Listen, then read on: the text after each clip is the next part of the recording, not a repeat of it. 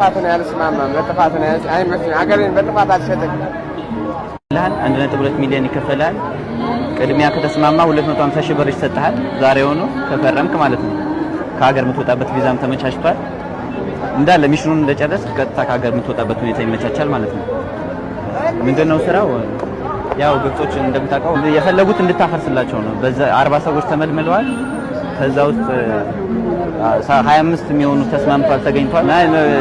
ስራህ ላይም ያለህን ትጋት ኑሮንም ለመለወጥ ያለህን ትጋት እየተከታተሉ ነበር 1.2 ሚሊዮን ተዘጋጅቶላል የምትስማማ ከሆነ ቢሮ ሄደን እንሰራራም ነው የሚሉት አባይ ለማፍረስ አዎ አላሁ አክበር ጥፋተኛ ሰው አይደለም ጥፋት ሰው አይደለም የሰርቶ መብላት ፈልሰው ነው እንደዚህ ኑሮ እንደዚህ ሆነ ከምትኖር ያው ባንዴ ተለውጠህ ከሀገርም ብትወጣበት ሁኔታ ይመቻቻል የፈለከው ሀገር ትሄዳለህ እኮ ነው የሚሉት በጥፋት ነው ያልስማማም ለጥፋት ነው አይመስልም አገሬን በጥፋት አልሸጥም